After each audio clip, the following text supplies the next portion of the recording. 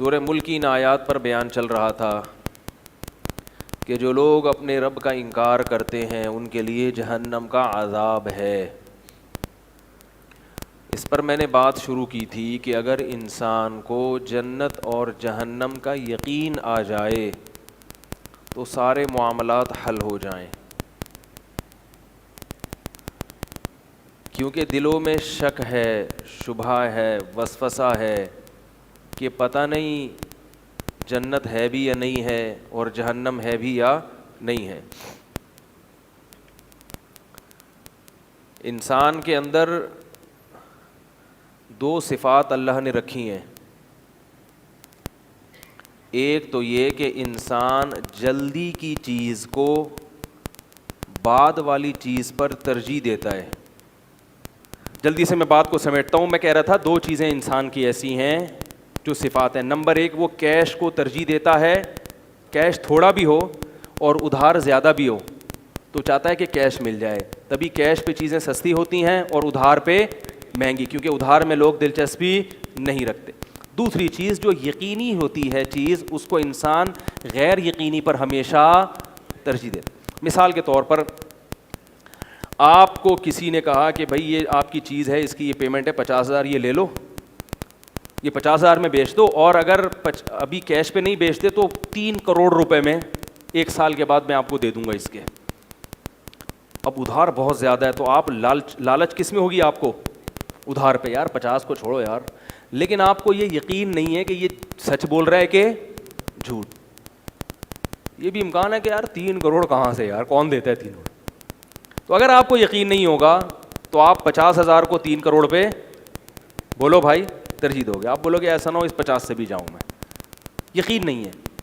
تو یہ دو وجوہات ایسی ہیں جس کی وجہ سے ہم نیک اعمال نہیں کرتے، سمجھ رہے ہو، اور برائیوں میں مبتلا رہتے ہیں. یہ دو صفات یہاں بھی. پہلی بات، گناہ کا جو مزہ ہے وہ کیش، ابھی مزہ آ رہا ہے، اور گناہ سے بچنے کا جو مزہ ہے وہ کہاں ملے گا؟ جنت میں. وہ اللہ نے ادھار پہ رکھا ہوا ہے. آدمی کہتا ہے کیش لے لو، بعد کی دیکھی جائے گی. اگر ایسا ہوتا نا گناہ سے بچو، اسی وقت 50 روپے جیب میں آ گئے، پھر تو ہر آدمی گناہ سے بچتا. کیا خیال ہے؟ شریعت کو جب آپ فالو کریں گے، اسلام کو جب فالو کریں گے تو وقتی مزہ نہیں ہے. دوسرا مسئلہ کیا ہے کہ وہ ادھار کا بھی یقین نہیں ہے کہ جنت میں پتہ نہیں ملے گا کہ بھی نہیں ملے گا. یہ بھی ڈر لگتا ہے. شیطان کہتا ہے یار یہ کہیں ایسا تو نہیں کہ بس سیاسی باتیں ہوں، اللہ تعالیٰ کی معاذ اللہ دعوے کیے ہوئے ہوں، یا علماء کہہ رہے ہوں جہنم اتنی بھیانک اور جنت اتنی خوبصورت، ایسی حوریں اور ایسے دودھ کی نہریں. ابے یار ہے بھی کہ نہیں ہے؟ تو چونکہ یقین نہیں ہے اس لیے لوگ دین پہ پورے چلتے نہیں ہیں. اتنا ہی چلتے ہیں جتنا یقین ہے. کسی کی خشخشی داڑھی ہے کہ یار نہ بالکل داڑھی کاٹو نہ بالکل مولوی بن جاؤ، درمیان کا راستہ اختیار کرو. اگر جہنم میں اللہ نے پھینکا تو ہم کہیں گے یا اللہ تھوڑی سی تو ہے نا، ٹھیک ہے نا، ابھی رکھنے ہی والا تھا میں کہ موت آ گئی. تو اس تذبذب کی جو کیفیت ہے نا، اس میں آج کا مسلمان زندگی گزار رہا ہے. تو اللہ کے بندو، وہ کیش تو ہے جنت، لیکن وہ 3 کروڑ سے بھی زیادہ ہے.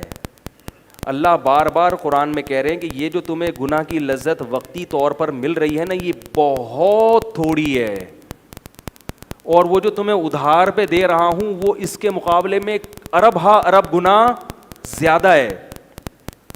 اگر ادھار بہت زیادہ ہو تو لوگ کیش پر ادھار کو ترجیح دیتے ہیں. ہم اس لیے ترجیح نہیں دیتے کہ ادھار پہ بھی کوئی بہت زیادہ فرق نہیں آ رہا ہوتا. اگر ایک شخص آپ کو کہے کہ یہ بائک آپ مجھے بیچو، اس کے 50,000 روپے لے لو، لیکن اگر 1 سال کی مہلت ہے تو 10 کروڑ روپے دوں گا، اگر آپ کو اس کی وعدے کا یقین ہے تو ایسے موقع پہ آپ ادھار کو کیش پہ ترجیح دو گے. اگر یقین آ جائے،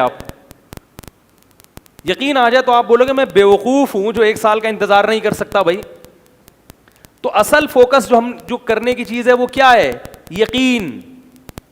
جنت اگر تھوڑی سی ہوتی نا تو ہم کہتے ہیں یار چونکہ بعد میں ملے گی، اگرچہ یقین ہے، لیکن ابھی چونکہ مزہ زیادہ آ رہا ہے اور فوراً آ رہا ہے، بعد میں اس سے ڈبل بھی آئے گا تو چھوڑو رہنے دو. لیکن ایسا نہیں ہے، جنت اس سے کروڑہ گنا بہتر ہے، کروڑہ گنا بہتر ہے. جنت کی صرف ایک صفت ایسی ہے کہ اگر وہی ہمیں دنیا میں مل جائے نا تو وہ جنت کی باقی نعمتیں نہ بھی ملیں تو ہم اس کو ترجیح دیں گے. وہ کیا ہے؟ وہاں موت نہیں ہے. اگر دنیا میں ہمیں کوئی یہ کہے کہ زنا مت کرو، شراب مت پیو، سگریٹ چھوڑ دو، نمازوں کی پابندی کرو، والدین کی اطاعت کرو، حلال کماؤ، حرام بولو نا مت کماؤ، داڑھی رکھ لو، بدنظری چھوڑ دو، انٹرنیٹ پر بیہودہ فلمیں دیکھنا چھوڑ دو، یہ کرو وہ کرو، جو بھی اسلام کے حکام ہیں، آپ کو ملے گا کیا؟ کچھ بھی نہیں. ہمیشہ کے لیے زندگی مل جائے گی، موت نہیں آئے گی. پھر کوئی کہے گا کہ یار یہ تو چھوڑنا بڑا مشکل ہے، یار حرام چھوڑنا. آپ بولو گے کیا کرنا ہے ایسے حرام کا، مر جائیں گے تو ختم ہو جائے گا نا. چھوڑو، سوکھی روٹی پہ گزارا کر لوں گا لیکن حرام کی طرف. علامہ مناوی رحمہ اللہ تعالی بہت بڑے بزرگ عالم گزرے، انہوں نے فرمایا کہ جنت اگر مٹی کے گھروندے کی ہوتی نا، مٹی کی، اس میں ڈیفینس کے بنگلے نہ ہوتے، مٹی کی ہوتی اور سوکھی روٹی چائے میں ڈبو کے، چائے تو میں اپنی طرف سے کہہ رہا ہوں، سوکھی روٹی ملتی جنت میں، چائے میں ڈبو کے کھاؤ گے. جنتیوں کو یہ کہا جاتا. پھر بھی جنت اس دنیا سے بہتر تھی. کیوں ہے؟ ہمیشہ کے لیے. یہاں جو دنیا میں جو سب سے بڑا عیب ہے نا وہ کیا ہے؟ موت. سب سے بڑا عیب کیا ہے اس دنیا کا؟ موت. اور اس سے کوئی بھاگ نہیں سکتا. واٹس ایپ پہ کل مجھے کسی نے کلپ بھیجا کہ کوئی فلمی اداکار ہے، اس کو کینسر ہو گیا، بڑا مشہور اداکار، اس کو کینسر ہو گیا. تو اس کلپ میں یہ تھا کہ اب وہ لوگوں کو بتا رہا ہے ہنس ہنس کے کہ دیکھو میں کینسر سے لڑوں گا، اور میں ایکچولی میں غموں سے لڑنا چاہیے، اس کے سامنے ہتھیار نہیں ڈالنا چاہیے. اور ہم کیا ہیں کہ یعنی اس میں بتایا جا رہا ہے کہ دیکھو ہم پھر بھی خوش ہیں. تو میرے ساتھ ایک دوست بیٹھے ہوئے تھے، میں نے ان سے کہا یہ اندر سے خوش نہیں ہے. ٹھیک ہے نا، اندر سے خوش نہیں ہے. میں نے کہا اس سے دو عبرت. نمبر ایک، یہ جو فلمی اداکار ہوتے ہیں یہ اپنی صحت کے لیے جو کوششیں کرتے ہیں ہم اور آپ اس کا سوچ بھی نہیں سکتے. میں اور آپ زیادہ یہ کریں گے نا کہ یار نہار منہ سیب کھا لو، ہمارے صحت کے یہی ٹوٹکے ہوتے ہیں. پانی تو ہم نے یہی پینا ہے نا. ابے بھائی کیا ہو گیا؟ ہائیڈروجن ڈائی آکسائڈ نہیں ہے یہ جو ہم پی رہے ہیں، اس کا ٹیسٹ نہیں کرواؤ، اس کو پی لو. یہ اپنی صحت کے لیے وہ کچھ کرتے ہیں. میرے کچھ کانٹیکٹ، کچھ اداکار وغیرہ بھی ہیں جو مجھ سے رابطہ کرتے ہیں نا مسائل حل پوچھنے کے لیے، تو میں ان سے کبھی کبھار ان اداکاروں کے بارے میں پوچھتا ہوں.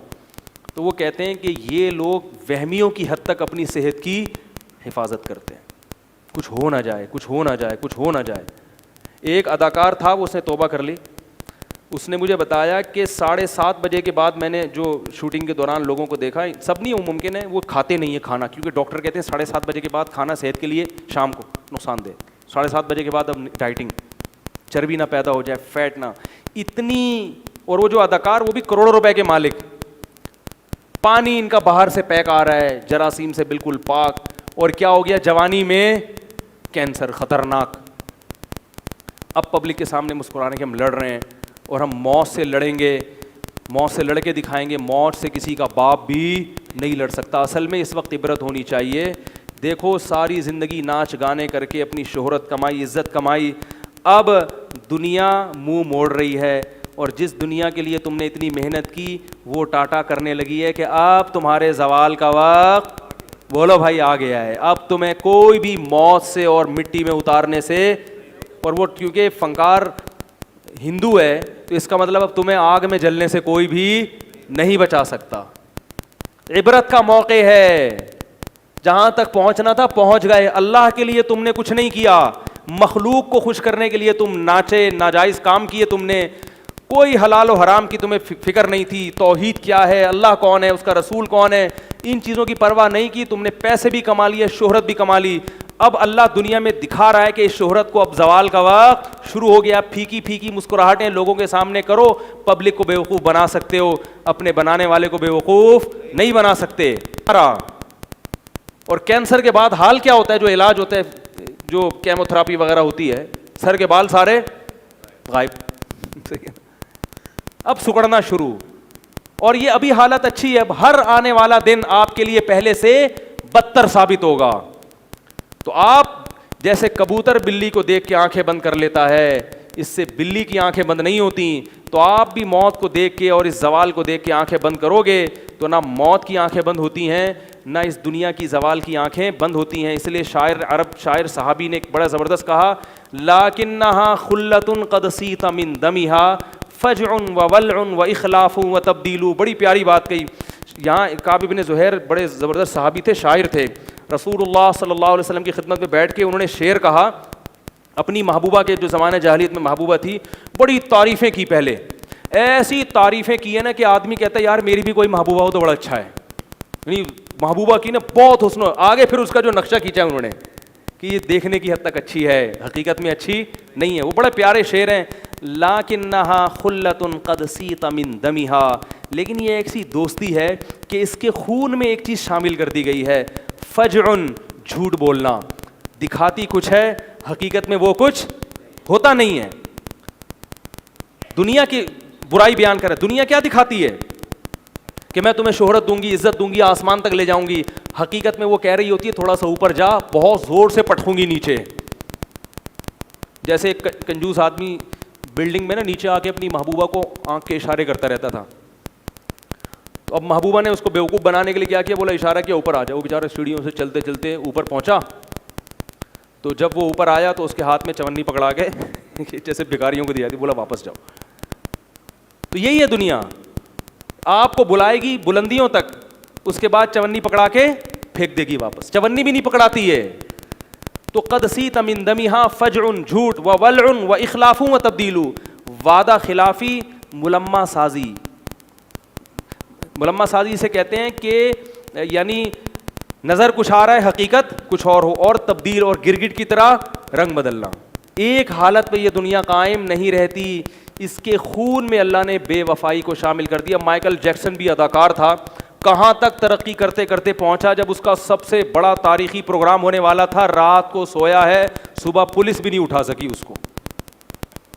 صبح پولیس آئی, اٹھا یار, ہم لوگوں نے کہا ہم سے نہیں اٹھ رہا بھائی, ہیں اتنا بڑا کروڑوں روپے کے ٹکٹ, اربوں روپے کے ٹکٹ بک چکے ہیں, اتنا بڑا اداکار ہے, ابھی تو اس کا عروج کا وقت تھا, ابھی تو جوان ہے, اس نے کروڑوں روپے تو اپنی صحت پہ خرچ کر دیے. 4 ڈاکٹر ہر وقت اس کے ساتھ گھومتے ہیں کہ کچھ ہو نہ جائے, تو یہ ہو کیوں گیا.